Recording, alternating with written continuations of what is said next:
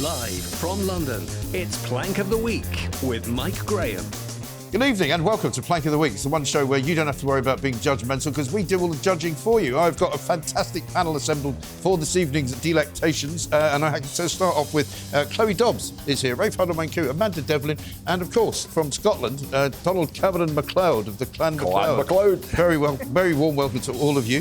Chloe, let's get things off to a rip-roaring start. The Home Office. The Home Office, incompetent as ever. We have found out that they have just lost track of 150,000 people who came on these care worker visas. Social care visas, care and social work. And they basically allowed all these people to come to Britain and didn't think that it would be a good idea to maybe check if these people are actually working in the care sector and maybe ship them off out of this country if they're not. Yeah, so what you can do if you get one of these visas is you can turn up and have a supposed job in care, work in it for a week and then just quit and just disappear and do whatever you want. Because everybody knows there's a lot of these agencies out there, aren't there? And they'll say, we're recruiting care workers, right? So they'll suddenly recruit 100,000 care workers and they'll get their visas for them and they'll charge them a fee and they'll all come in and none of them are care workers at all.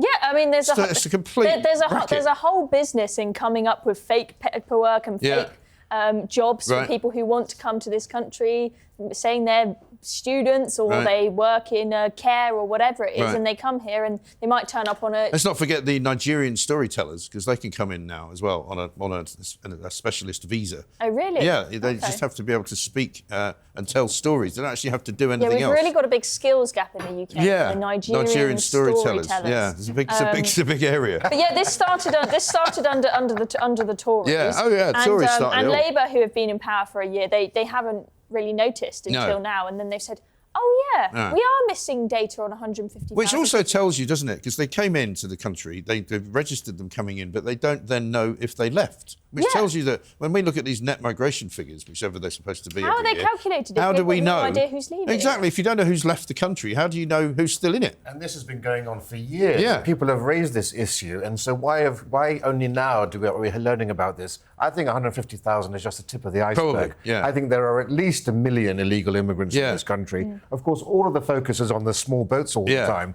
but people who overstay their visas are actually the biggest bulk of illegal immigration. And for some reason, we don't talk about that. No. Yeah, it's the Nigerian authors, the social care fraudsters, student visas, people planning to go to colleges that don't exist. They simply know we'll get the fees and you'll disappear. Yeah. And they don't give two hoots about it. I think it's a huge scandal. And the Tories are just as complicit in this as Labour. They really are. Because the idea that these people came in and nobody knows even if they're still working, as you say, or if they ever did work, or where they're living, whether they're on benefits, I mean, it seems like an incredible miss, doesn't it? Yeah, and I think Rafe is absolutely spot on that there are probably far more illegal migrants in the country than we know of. So when they come across on the boats, they get picked up by Border Force in the Channel. So Border Force, they ferry them, they make sure they all go into the centre where they're processed. Right. But what about people coming on lorries? I'm sure plenty of them just disappear. There's still loads of them. Just disappear off into the bushes. This weekend and there was 13 Eritreans who were discovered freezing to death in the back of a lorry. Luckily somebody heard them, so they let them out before they died. But that's obviously still going on, quite massive scale. Yeah. How can we get, fined left, right and centre for maybe parking a little on the white line, which, I haven't ever done that. But why are all of these, why do we get those? Because everybody knows who we are, right? But all these people, they don't know who they are, so they don't have to worry about getting fined. They're driving around in cars, they don't have to have licences, they don't have to have insurance. If they get caught doing anything wrong, it doesn't matter because nobody knows who they are. It's ridiculous, the whole thing's mad.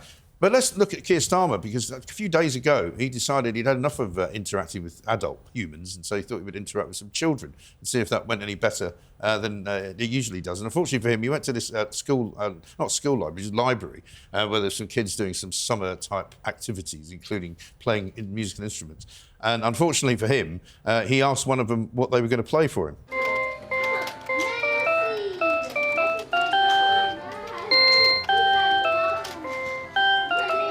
Are you doing that from memory?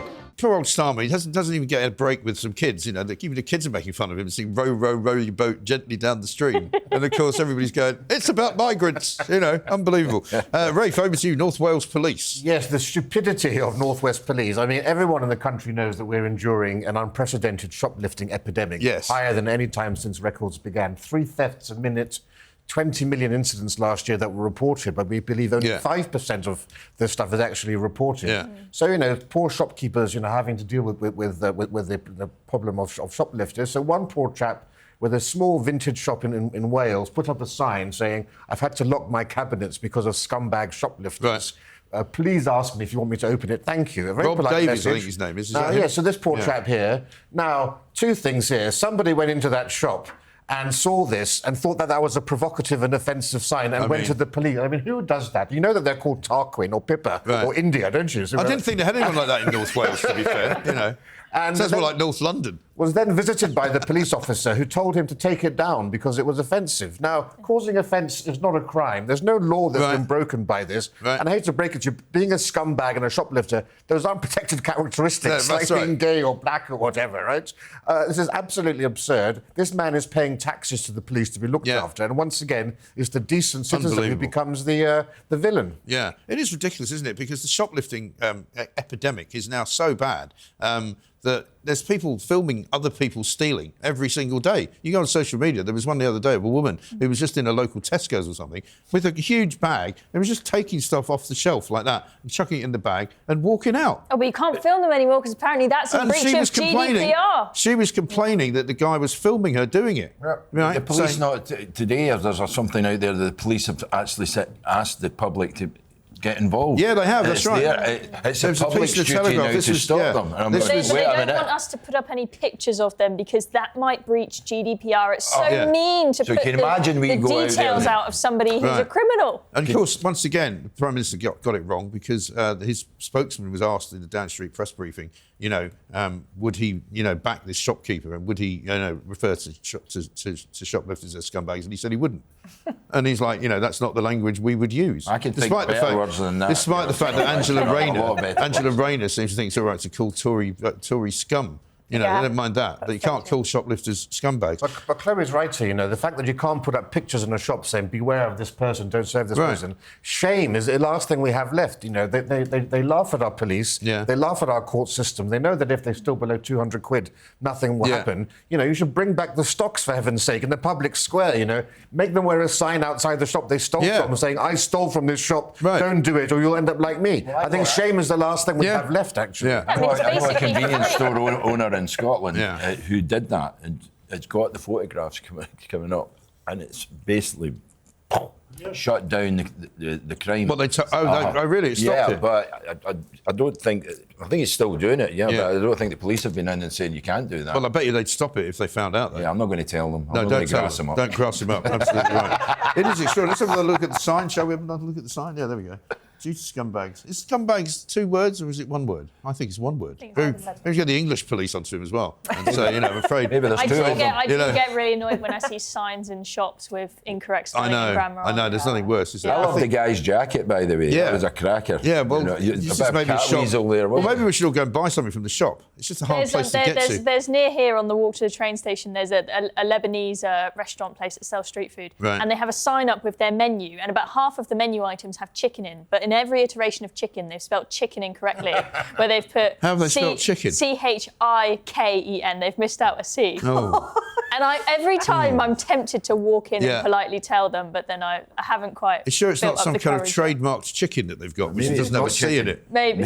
Chicken with a K. That's the problem, it's not actually chicken. It's not actually chicken, yes. It's mechanically recovered or something. Amanda, over to you. You've got police as well, British Transport Police. Yeah, I mean, it follows on really nicely, actually, because this is about the guy who was on the District line this week and he pulled his trousers down and exposed himself on the tube in front of, obviously, it's school and was holidays, just standing lots there. He was of just kids standing are there with his trousers down, wasn't he? Yeah, kind of shouting a little bit. I mean, it got filmed, which, again, it's like, to me, there's no shame nowadays. Like, I think you do. I completely agree with you that you need to be able to film and prove what's happened. The only problem is that once you have filmed it, in this case, it actually turns out that the police sort of go on the opposite side of the victims who were flashed on the tube. So the British Transport Police said that there's vigilantes who had tackled that guy down. Because first they told him to straighten himself out because there was children on the train, right, and said, pull your trousers up. And the guy was obviously a bit deranged, so he was clearly on drugs or something. Wasn't doing it. So suddenly they all started punching him, kicking him. Yeah, I mean, the guy was detained under the Mental Health Act, so we don't know the situation there, and I hope he's okay, obviously. But the situation being, watching it play out like that. One, I was just scrolling through X, and suddenly there it was, no pixelation, anything. It was just right there. For all to see, and then you could look around and see the kids that are just sat around having seen that in the middle of broad daylight, and you think, well, what's happening to the country where we're kind of letting everyone get away with everything? You can flash on the tube, you can steal, be a scumbag, steal out of shops. You've got people. I mean, I don't know if this guy's an illegal migrant. I've no idea. He might be. But the fact is, if he was one, you wouldn't know that he had mental problems when he came in, because people are just getting on a boat and getting off at the other end and being put up in a hotel, and then you go on the tube and start exposing yourself. I mean, This is a very important point. I mean, these guys should get a medal for what they did, but I hope it's not too controversial, but I think we need to have an adult discussion about the high levels of mental illness amongst certain immigrant communities we have here, because it is invariably certain types of people that you see behaving like this, unfortunately. Asylum seekers have higher degrees of mental illness. We know that black people are 4 times more likely to be detained under the Mental Health Act than non-black people, 2.5 times more likely to have schizophrenia. Now, I live in a very privileged bubble, so last week I went to Croydon city centre to see what it was like, the coalface of diversity. It's not great in Croydon. Within 10 minutes, I had seen so much mental illness,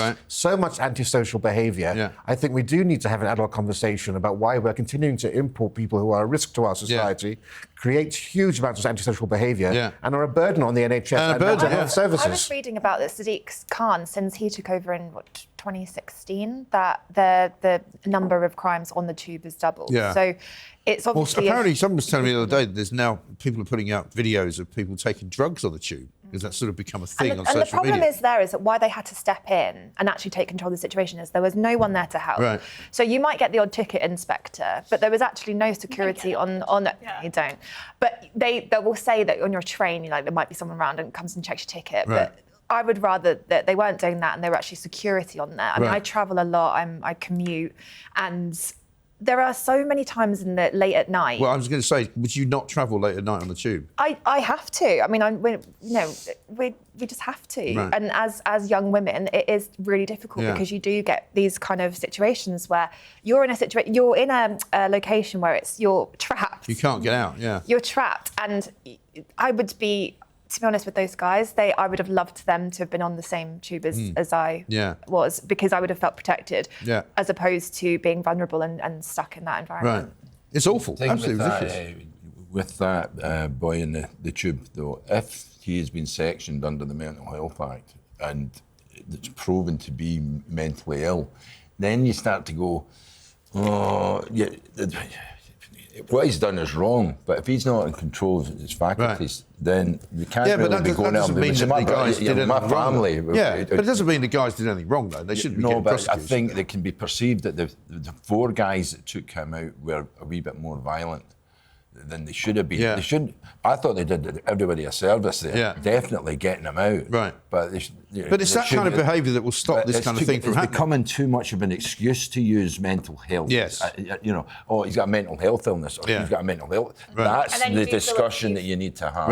Yeah, definitely. What is it? No, exactly. Using as it's not an excuse for committing crime. The vast majority of criminals are mentally ill, right? I mean, Axel Rudakabana is extremely mentally ill. Does that excuse him from his absolutely horrific crimes? No, absolutely not. I mean, we're hearing that he's trying to get himself out of prison and put into a mental health hospital because then instead. that way you can get released. That's what happened to the guy in Nottingham. But you can't separate the two, criminals and mentally unwell people. Usually the 2 and 2 go together. And I think it opens up that bigger picture of what we're doing about it. This is the problem. It's happening now, that it has doubled in crime since 2016. So what are we doing? Are we not having more people on there to protect us? Well, that would be the sensible thing to do, It's as if we just wait until the worst happens and then, maybe we'll, get an extra instead we've got, on. dozens and dozens of people working for Transport for London sitting in an office, getting paid 6-figure salaries, doing absolutely nothing. To look into these guys who actually did their job for them. Staring into... But in the 1980s, of course, New York was so dangerous in the subway that you had the birth of the Guardian Angels. if you remember. I was there. Vigilante groups of volunteers who were patrolling the tube. I spent an evening once walking around Greenwich Village with those guys. It was great. Really interesting. Right, Donald MacLeod, over to you. Nicola Sturgeon, a woman who's been known to all of us for a very long time, who's back in the news this week, right? Yeah, back in the news. She's never been out of it. Yeah. I mean, we played that great clip. We played that great clip this morning on the show of the BBC's biggest breakfast blunder when they actually said, and coming up later, we'll be talking to the First Minister of Scotland, and they actually showed a picture of Jimmy Cranky with Jimmy Cranky. It was fantastic. Really brilliant. You know, that's our nickname at school was Seaweed, because not even the tide would take her out. So there you go. But anyway, in the book, she suffered a wee bit of mental health, a wee illness, or she was a wee bit this, a wee bit that. Never once sure, but she doesn't mention the care home deaths. No. She doesn't mention the drug deaths. She doesn't mention the attainment gap in education she children. She doesn't mention the ferries scandal of 400 million. Yeah. It's always somebody else's fault. And she doesn't, well, obviously we won't mention at all, none of them will do, the deficit that's been reported today of 29 billion pounds in Scottish GDP. She has been the most divisive, polarising, toxic figure, I think, Scotland's ever had, and certainly as a leader. And this book is just making things worse. There's no support, it seems, and I hope she gets her comeuppance in the near future. I really, really do, because I'm sure there's going to be some very, very angry supporters of Alec out there. The book's called Frankly, isn't it? Frankly. Is that her sort of code name? It should have been called when Total. She goes out. It should have been called Total. It's called me Frank. Crap, you know.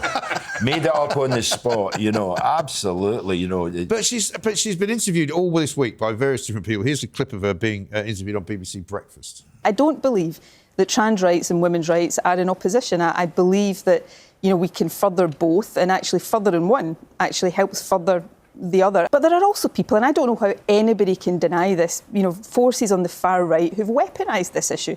What about far right's rights? You know, why is she blaming the far right for this? I mean, she was the woman who completely and utterly kind of committed political suicide live on TV. Do you remember when she was asked about Isla Bryson, the bloke who raped 2 women and then decided he wanted to be tried as a woman and so he could be sent into prison as a woman? She thought that was a good idea as well, but then had to admit in front of everybody, there might be circumstances where a man cannot be actually a woman. And you could see her, as she said it, her face kind of falling. And also, some other cobblers in this book. Half the bloody politicians in Scottish Parliament fell for this. Yeah. You know, I don't know, it's a joke. I know. I mean, because at the end of the day, that has become the most divisive subject. Yeah. Which is ridiculous. Scottish politics. Considering how few people are affected losing by their shit over this. I know. Up there. They're just going nuts. I know. Banning it's insane. Cancelling and then, of course, there's the famous, That's how Hamza Yusuf ended up getting kicked out. Is the Scottish Greens who are ultra woke and said that the Cass review was a social murder charter. With that one, don't they? Well, that's right. Yeah, exactly. Getting him out. But what about, just before we move on, we should talk about her admission that she is not necessarily a lesbian, but she's not necessarily a heterosexual either. When she said that, you know, she doesn't see sex as she doesn't see her sexuality as a binary issue. She's just saying everyone's a bit bi. Yeah, well, she's saying, presumably she's saying she is, isn't she? But why is she bringing it up without them being clear? Right. What's the point? There were allegations of this lady with whom she was. Well, there's a French ambassador as well. Right. There's all these. But a lot of it's just rumour, isn't but it? she's not wanting to come out in case she loses what support she has got, you know, because everybody will say, oh, so you lied again during the pandemic? There was all these rumours of going off and having secret trysts. That's why her husband had to live in a caravan in the driveway. Well, anyway, listen, I mean, that's the start of the show. So we've got to come up with some more ideas, some more police actually in trouble coming up next. The Mayor of London's coming up as well. And also, we've got a TikTok migrant for you. This is Plank of the Week.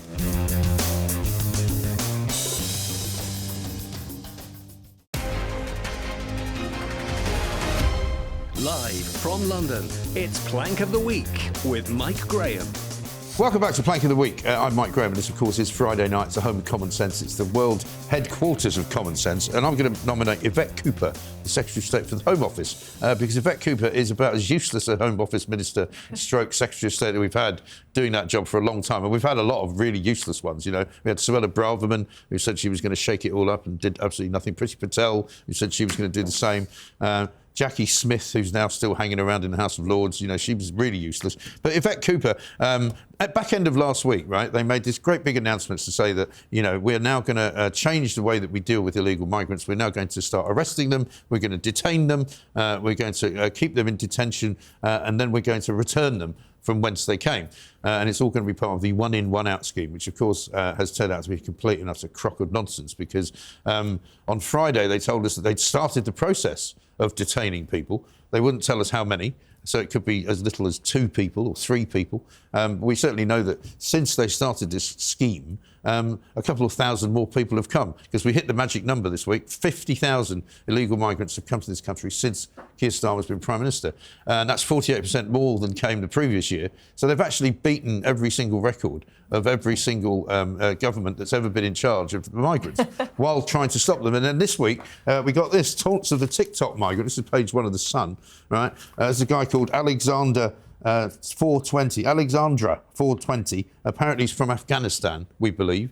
He actually came over after they said they'd started detaining people. They said they would detain them on Friday. He comes over on Saturday afternoon, and by Sunday afternoon, he's in a hotel in Heathrow, having been processed through Manston, which is what they said they weren't doing anymore. So anyway, have a look at his TikTok. This is from The Sun. The man, known as Alexandra 420 online, has 70,000 fans and detailed his perilous dinghy crossing in 8 different viral clips on TikTok.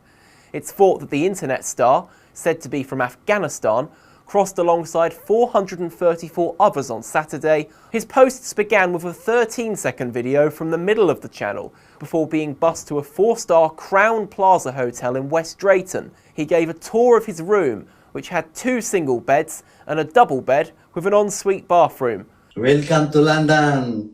That's great, isn't it? I mean, it's like people just going on holiday now. It's like a Jet 2 holiday. Get on the dinghy, come to Britain, get yourself a nice hotel by Heathrow, get fed and watered, get given a card that you can take outside with you and spend on other things if you want.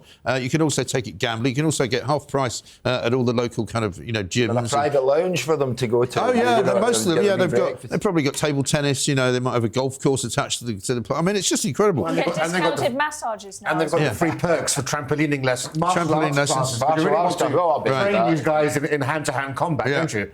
Today we found out that you can get free hair extensions as well if you want them. So, I mean, it really is. It's peak sort of comedy time now for these people. He said he's got 1 million views from this freebie hotel that he's at. And he basically said, "Welcome to London. It's the best place. My wish was to come to this hotel." I mean, it's just incredible. See the money he makes from these 1 million views. Yeah. You'll be trying to save up to get himself a better type of boat. Yeah, very possibly. A nice big £1 million yacht. Yeah, like that, or maybe a nice car to do the Deliveroos in instead of actually. You can actually, so now Rotherham Council, they're giving them these discount cards where you can actually get a 30% discount on a dinghy ride or a sailing boat ride at the country park. To do it. Yeah. So you come across on a dinghy and then you can go on a And you get free swimming ride. lessons, which, as I said earlier in the week, surely they should be getting those before they get on the dinghy, just in case Anybody's they fall trying off to do it the other way. Yeah. Apparently the tide only goes in one direction. Isn't it funny that they're willing to take up those offers of free swimming lessons? Yeah. When we tried to put them on the Bibby Stockholm barge, all these human rights lawyers came in and said, "Oh, you can't put them on the barge because they've got a fear of water." That's right. Because they're so traumatised after coming across the channel. No, what the hell's that? But this is the other thing. We found out this week as well, did we not, that they finally prosecuted one person for being an illegal worker on one of these Deliveroo bikes, right? And he was taken all the way through the judicial system. He was found guilty, and they were supposed to fine him tens of thousands of pounds. They ended up fining him a grand total of £26 on the basis that he apparently doesn't have any money. And you're just going, what is going on? Why isn't he being deported? To put it in context, 50,000 people was our legal net migration figure in the 1990s. Yes. So now we get illegally what we used to get legally in the 1990s. And it's no surprise. Look, Afghanistan is one of the 10 most poor countries in the world. They live in absolute squalor. Yeah. To go from some sort of shantytown favela corrugated hut to a 4-star Crown Plaza, I mean, this is the attraction. I know. These are not asylum seekers. These are economic scouts coming over here. Once they're here, they're going to bring the rest of their family and over now they as well. also know. They advertise it on TikTok. Yeah, and now they also know that if they do manage to get here and they do manage to get into a hotel, there's a pretty good chance that they will be moved out of that hotel hotel and given a house. Yeah. I mean, it's worse than we know. But because the rooms are like, Well, the house will be a bit of a step down, have to be better than that hotel. But the fact is they'll have to give them more free money because if they put them into a hotel and feed them, then they put them in a house, they'll still have to feed them. So they'll have to give them, they'll have to have butlers and stuff. There are already 70,000 asylum seekers in houses as opposed to 30,000 in these migrant hotels. And I think the public, mustn't be fooled. If Labour closes down all the migrant hotels, they'll say, all right, we've done what you wanted to. I'm sorry, having them in the Crown Plaza Heathrow is one thing. Having them next door to you or opposite your primary school is something different altogether. It really is. I know that there's bigger issues, but I can't believe he's got more followers than me. I know. This is odd. Well, obviously, you know what you have to do. You have to go to Calais, get yourself on a barge, and come across on a dinghy. Nice little. That's how you get viral. I don't know. I don't think you'd enjoy it. I'm in not my sure. heels. Yeah, I don't think. The reverse trip to Afghanistan. Yeah. Okay, no, thank you. I mean, I don't know why he's bothering this guy because all he had to do was put his hand up and say, "Oh, I once helped the British troops," and they'd go, "Oh, in you come." Don't worry about it. There's another 70,000 of you. Chloe, over to you. More police. This time, the Surrey police. Surrey police. This is very funny. So they have decided that the most important crime to go after is catcalling and honking at female runners. So what they've done... I didn't know that was a thing, honking at female runners. Yeah, well, people do that what they do? sometimes when they Really? drive past. They sometimes come honk. on. I'm not joking. I'll be honest. I only use the horn for one thing alone, and that is to honk people I'm angry at, not to honk at nice-looking women. I'll be honest. When it happens to me, I just take it as a compliment. I'll get all the attention I can get. Getting beats, Yeah. But anyway, they've decided to They've decided to get undercover police officers involved. Normally, when we have undercover police officers, that's for something very, very serious. Yeah, like drug gangs. I think that these female police officers, they'd quite like a fun day at work rather than to do their proper job and go after knife crime and serious stuff. So they found some decent-looking female police officers to do Yes, and they've sent them out. Crikey, because I've never seen any.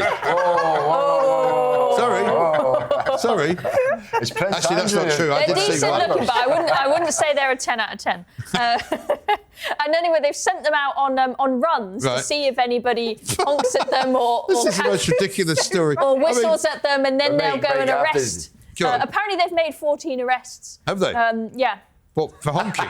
For honking or catcalling. What's the actual charge on that then? Well, I'm not sure. Sexual When they say harassment they've arrested them, if they've just gone up, arrested them and said, oh, actually, you haven't committed a Cautioned crime. them or something. So off you go. Right. Because in the clip, they say, oh, these people aren't actually committing real crimes, but this could escalate to a rape or sexual assault. So now the police are going after people who aren't committing crimes. Yeah, I mean, I've never thought, when someone's whistled at me or catcalled me, I have often thought, oh, what an annoying but I haven't thought they're going to come over and rape me now. No.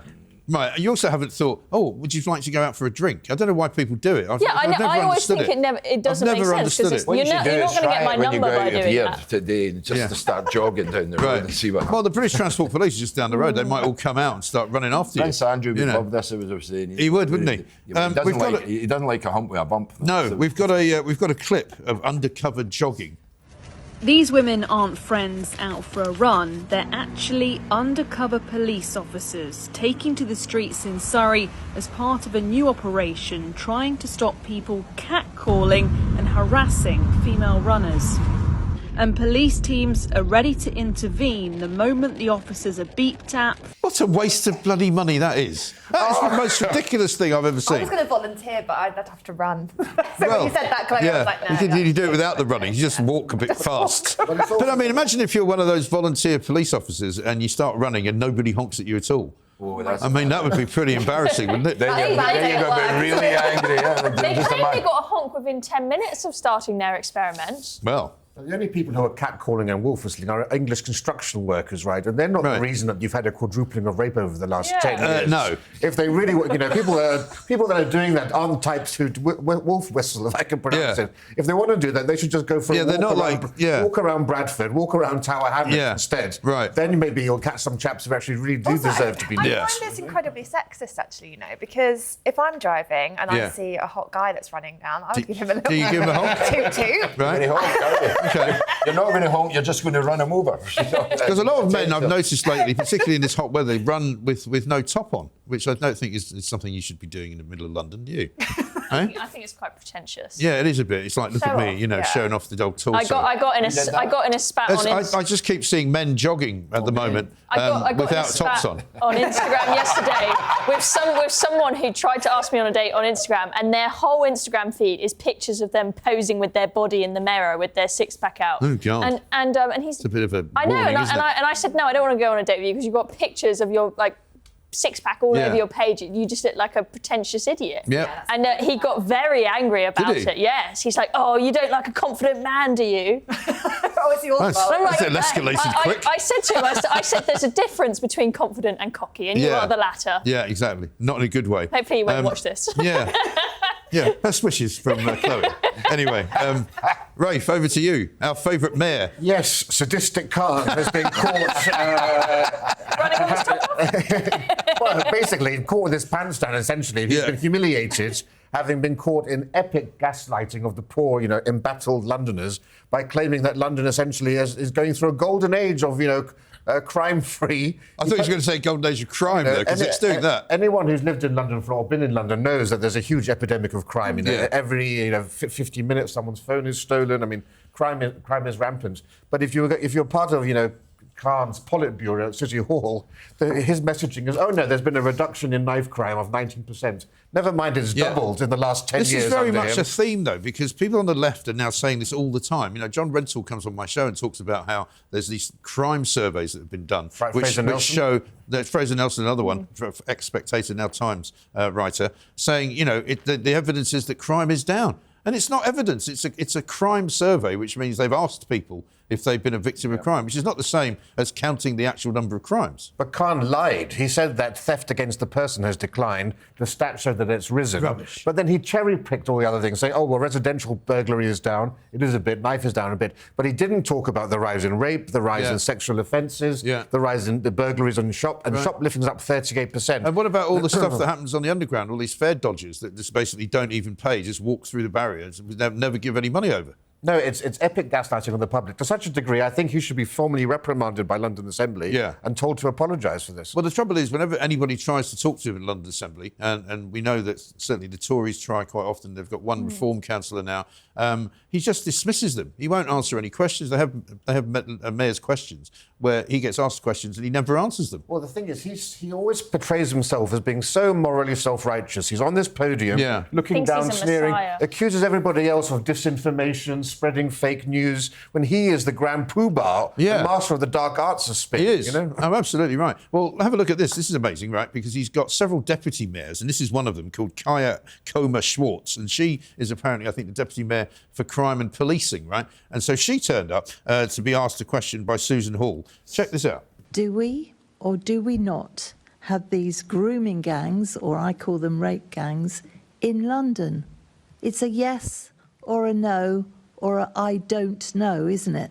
Projects like the Lighthouse to support children. No, I know that. So are they the same as the grooming gangs that we're seeing all over the country? Yes or no? Sorry, Assemblymember Hall, do you want me to provide a hierarchy of abuse on children? I just want you to answer Assemblymember Hall. And asking you quite fairly, are there rape gangs in London? You're the Deputy Mayor for Policing. The Mayor won't answer. Do you understand how bad this looks would you for like Labour? me to... You've asked the question. I've asked the question and I haven't got an answer yet again. If you'd let me disgraceful. answer, I know. How is that possible? How is that person even in that job? You just kind of go, what? There was another clip this week where she was being asked about the closure of police desks and front of house kind of police stations. And again, she couldn't answer the question. And sort of they're meandering around and saying, well, when did Sadiq Khan know? Oh, I think he found out when the rest of us did. I mean, it was just... Is there a school they go to get that training? Because, it's no wonder London is doing it. I mean, it's no wonder London is such a mess. And I don't know if it's any better anywhere else in the country, but it's absolutely shocking. Absolutely shocking. Anyway, listen, that's it for this section. Coming up, we're going to take a trip over to Montecito, because Meghan Markle's got a new TV show out. And also, the Prime Minister gets another mention. He's been on it every week, I think, ever since he's been Prime Minister. This is Plank of the Week. Back after this.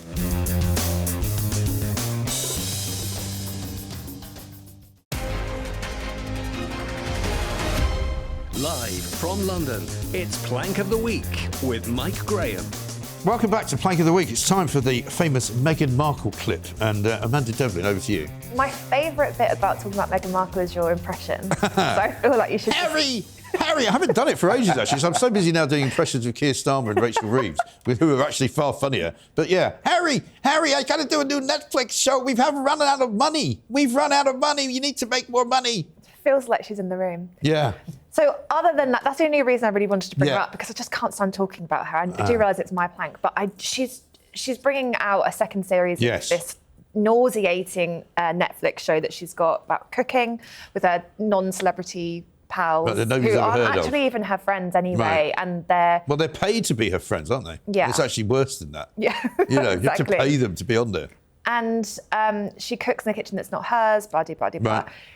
Everything about it is as fake as she is, so I don't even know why we're surprised. But the advert dropped for it, and it is sickening. You know, when I thought the first one was awful. It actually makes you want to throw up. Boke, they say in Scotland. Yeah, I mean, gives me the book. And I do think that when we end up watching the second series, which was filmed when the first series was filmed, by the way, which I think is an important detail because it shows that it wasn't then continued. It's just they didn't suddenly go, that was so great, we've got to have another one. Honestly, so brilliant, and it did appallingly. Yeah.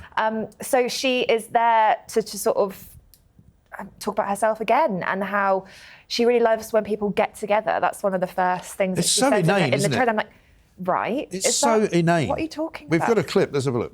So comforting. Very comforting. Often what I want to make are things I want to share. This looks fantastic. There are easy ways to show up lovingly. That actually is giving me goosebumps. That is so lovely.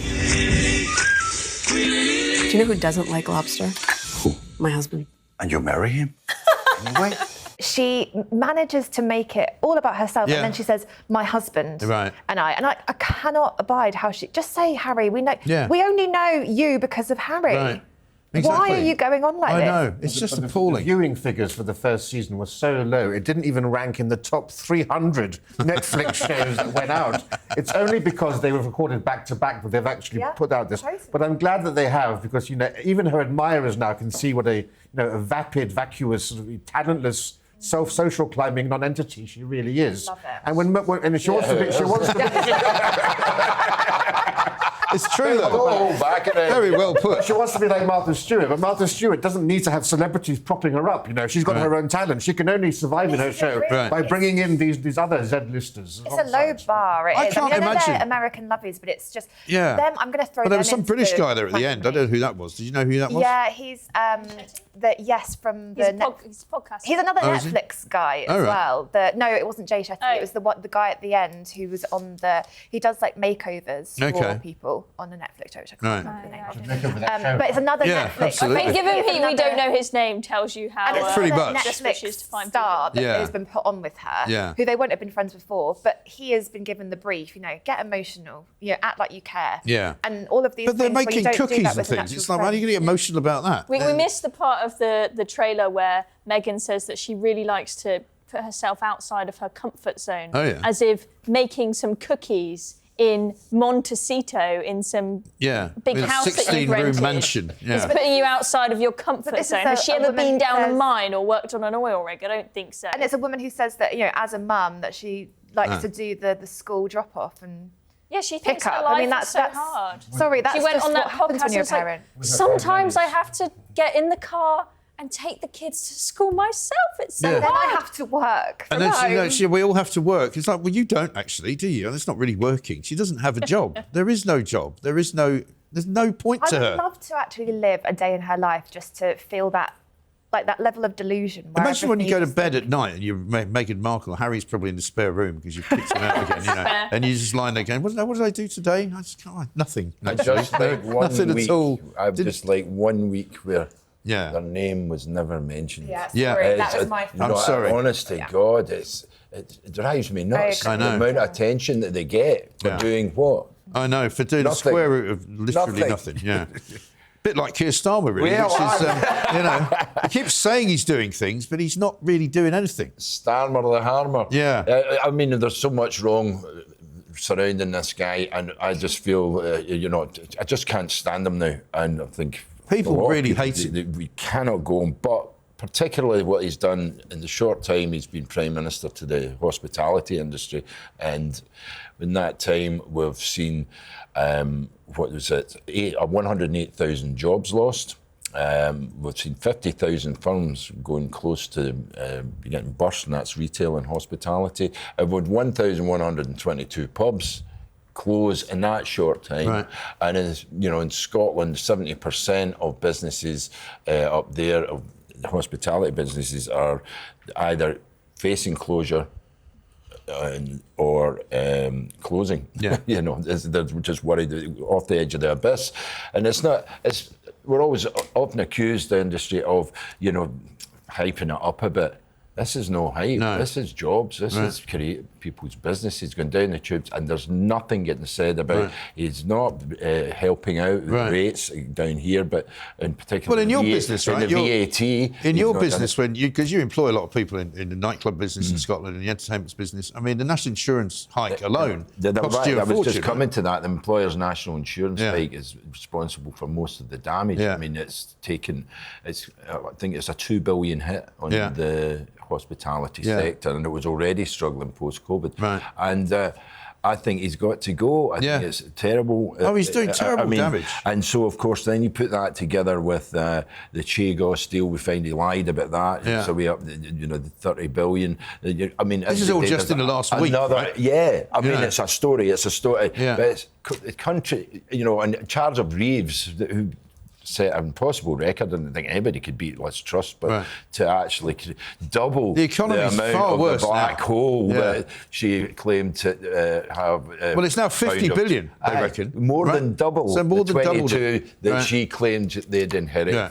So we're all going to have to pay for it. Taxes are going to go up. That means more red tape as well, because of the union legislation. Well, they're also coming after your savings. The supplies go up. Yeah. Cost of energy goes up. Where does that hit? One of the weakest sectors. Well, it hits everybody, but one of the weakest sectors, hospitality. It's going dum, dum, dum, dum, dum. Yeah. So, the point you make about unemployment, right? Clearly, businesses are having to fire people because of these huge national insurance hikes, minimum wage hikes. But what did the prolific liar, Keir Starmer, say to the liaison committee when he was questioned about this? He said, rising unemployment at the moment is a sign of positive economic news. The economy is doing so well and the job market is flourishing so much that unemployment is up because more people are quitting their jobs so they can look for a better one because they think there's so many jobs to go around. Did he think we were going to fall for that? Because that's what you do, isn't it? It's the same day when he said to the liaison committee that there was plenty of housing to put migrants in. The guy, does he think I we're can't stupid? work out whether he thinks we're stupid or whether he's stupid or whether he's got some kind of mental problem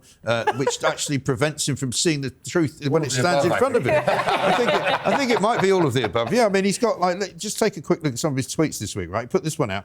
And randomly, I do it every morning, just after 8 o'clock. There's usually the first tweet of the day goes out. I call it the first lie of the day. This one was just the other day. Our plan for change is building Britain's future. Doesn't mean anything. Technical excellence colleges will train the next generation of construction workers. So he now wants to send construction workers to colleges that haven't yet been built because we haven't got enough construction workers. I don't know who's going to build them. And then he goes, investing in homegrown talent rather than relying on foreign labour to build the homes, infrastructure and services our country needs. That's the tweet. It doesn't mean anything. Right? And he now seems he's turned into this real xenophobe. He hates foreigners now. He's always having to go at them. He's always saying, if you come here illegally, we're going to deport you and we're going to arrest you and detain you. As soon as possible, As soon as possible, if we can get around to it. Fullness of time. Here's another one. For far too long, foreign criminals have been exploiting our immigration system, remaining in the UK for months or even years while their appeals drag on. He was part of the reason they were here. He was, he was operating on their behalf, stopping them from being deported. Yep. He goes, that ends now. If foreign nationals break the law, they will be deported at the earliest opportunity. Well, he also claimed with the hospitality that the beating heart of the high street and that he was going to support it and stick up for it. No, beating it's dead. Heart. And it's on life support. Yeah. Dunka. You get your defibrillator a promise made is a promise kept. And a load of old gaslighting again, that word's coming up in a lot of this show today, but that's what he's doing. And I think I don't know what we do, but we really need the support. We need to get him. We need to get the country moving. It's not an economic collapse. No. It's a cultural collapse. It is. As well. It's everything. It's everything. Mike, didn't you find an old tweet the other day of Keir Starmer from a few years ago saying liars aren't fit for office or something like that? That's right. Yeah, he was talking about Boris Johnson. For everything, every lie they say, there is a tweet from a few years ago that makes them look so idiotic. He's been because he's transformed his personality and his views so much over the years. Did he have a personality? Well, I'm not sure. Oh, I don't think he did. I don't know. What gives me the biggest Feels like he's made in a factory. The ick that you get, right? The ick is him when he starts to cuddle like his EU friends, like the leaders and Zelensky, there, and that when he's big man and him or Macron, and it's just the way he's trying to be enthusiastic about it, but he's obviously so socially awkward that he can't do it. And I wish he could put the same effort into doing that as he. I know. I wish he could as well. When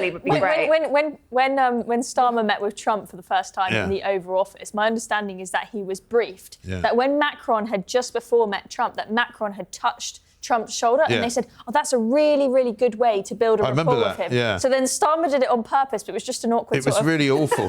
No, it was horrible, and he always leaves his hand there, and he leaves it there too long. Yeah, I know. Anyway, listen, we're running out of time, so we've got 2 more things to do. We've got a special mention of the week coming up, and of course, my final nomination. This is Plank of the Week.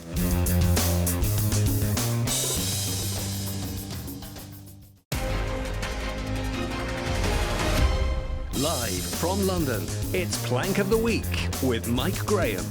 Welcome back to Plank of the Week. We've been doing a special mentions now so that we get a sort of a bonus plank, if you like. This goes to David Lammy this week, because David Lammy, of course, was hosting J.D. Vance, and you can see them there doing a bit of fishing on the Chevening estate. It turns out that, however, he didn't have a licence for doing the particular piece of fishing that he was doing, because unbeknownst to people who don't fish, apparently you can only fish with your own rod.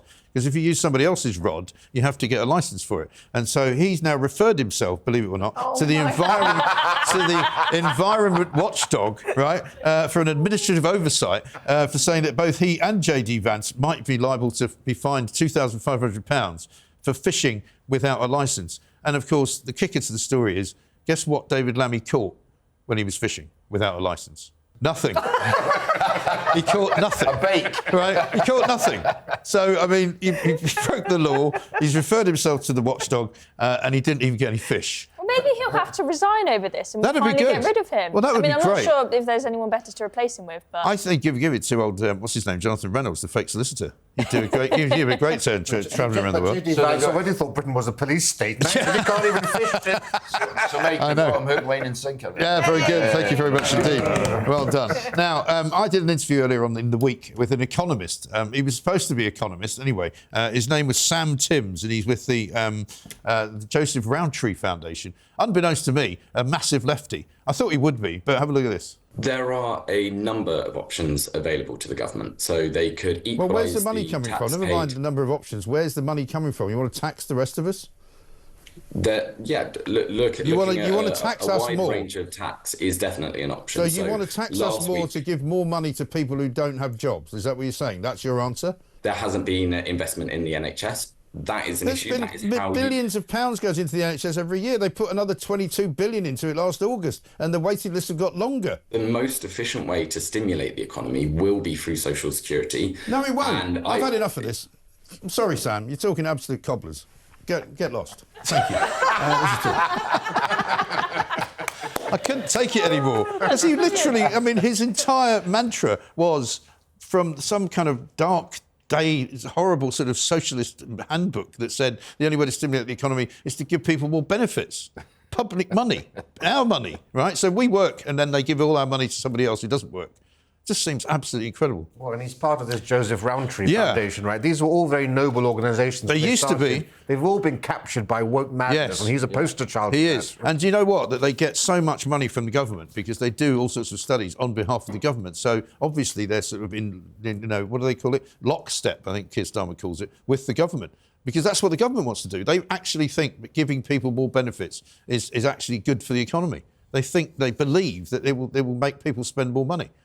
I mean, it's quite concerning when we've got Rachel Reeves as the Chancellor, who claims she was an economist when she was actually, working in the complaints department or something, maybe making cups of tea. But then you think, oh, well, at least she'll have some economists advising her who know what they're talking about. Right. But if it's people like this guy, I mean, well, that explains why she put up taxes by 40 billion quid and said it was a budget for growth. He's like the lead economist, apparently. He looks about 10. No. I mean, it's just ridiculous. Anyway, much as I'd like to give him the plank of the week, I don't think I can. But I might have to give it to Yvette Cooper, but it's my nomination, so I always feel a bit uneasy about that. But I quite like also the joggers. I think the joggers could win. That was really I good, think the joggers were quite funny. Yeah. Should we do that? Because Yvette Cooper's a bit obvious, really, isn't it? Should we make it... where is it? The joggers. It's Surrey Police, isn't it? Police. Should we give it to the Surrey Police for having fake joggers? I think that's about as plankish as it gets. There you go, Surrey Police. Well done. Plank of the week to you. Thank you very much indeed to all of you, to Chloe, to Rafe, to Amanda, and of course to Donald MacLeod. We'll see you next time.